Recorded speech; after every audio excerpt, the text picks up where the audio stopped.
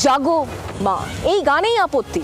আর এই আপত্তি জানিয়ে গতকাল ভগবানপুরে, পূর্ব মেদিনীপুরে ভগবানপুরে একটি স্কুলের অনুষ্ঠানে লগ্নজিতা সঙ্গীত শিল্পী যখন তিনি গাইছিলেন তখন তাকে হেনস্থা করা হয়েছে, এমনই অভিযোগ। এই অভিযোগের পরিপ্রেক্ষিতে মেহবুব মল্লিক নামে একজনকে ইতিমধ্যে গ্রেফতার করা হয়েছে। ওসির বিরুদ্ধে অভিযোগ ছিল, ওসির বিরুদ্ধে বিভাগীয় তদন্ত ইতিমধ্যে শুরু করা হয়েছে, একজন এএসআইকে ক্লোজ করা হয়েছে। কিন্তু যাকে গ্রেফতার করা হয়েছে এই মেহবুব মল্লিক, তার রাজনৈতিক পরিচয় নিয়ে তৃণমূল কংগ্রেস এবং বিজেপির মধ্যে তরজা তুঙ্গে।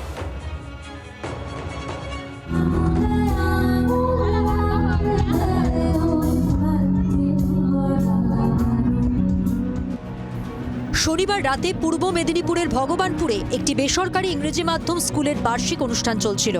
মঞ্চে গাইছিলেন সঙ্গীত শিল্পী লগ্নজিতা চক্রবর্তী।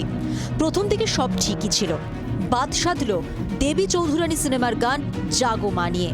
অভিযোগ, এই গান গাইতে শুরু করলেই মঞ্চে উঠে লগ্নজিতার দিকে তেড়ে যান স্কুল মালিক মেহবুব মল্লিক। জাগো মা থামিয়ে তাকে অন্য কোনো সেকুলার গান গাইতে বলেন।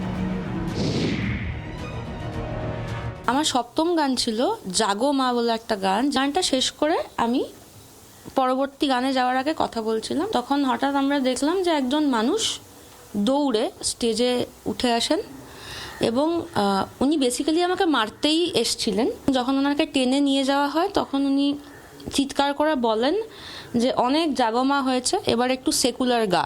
উনি একটা গান করছিলেন, তো ওনাকে বলা হলো এই গানটা বাদ দিয়ে আর অন্য যে কোনো সেকুলার গান করুন। আর কোনো কিছু হয়নি, ওনার এটা খারাপ লেগেছে, উনি গিয়ে থানায় কমপ্লেন করছেন।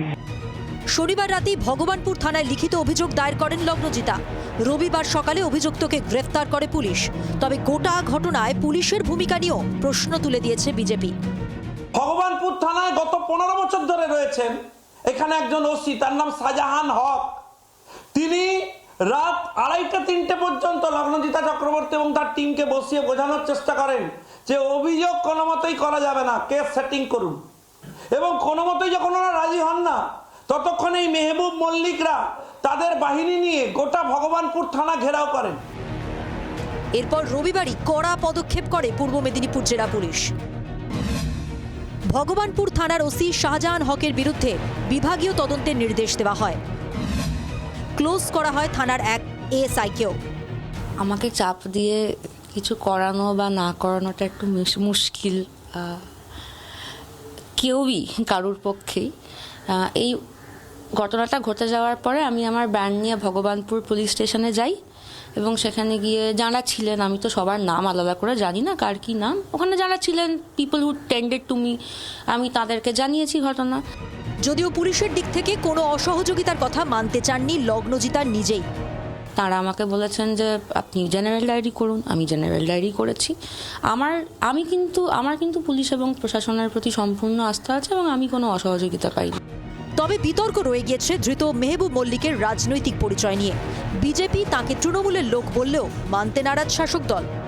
তৃণমূল নেতা মেহবুব মল্লিক বেসিক্যালি চুলের চোরাচালানকারী, চীনে জেল খেটেছেন 5-7 দিন। আমি জানতে চাই রাজ্য সরকারের কাছে যে পরিস্থিতিটা কি প্রায় বাংলাদেশ বানিয়ে দিয়েছেন মমতা ব্যানার্জি। প্রতি বছর তিনি নিজে জাগো মা জাগো দুর্গা এই গান নিজে গেয়ে থাকেন। তাই যে দলের সর্বোচ্চ নেত্রী তিনি নিজে এই গান প্রতি বছর পরিবেশন করেন। অনাকাঙ্ক্ষিতভাবে তৃণমূল কংগ্রেসকে টেনে এনে সাম্প্রদায়িক রাজনীতি করা বিজেপির চরিত্র, তারা সেই কাজটাই করছেন।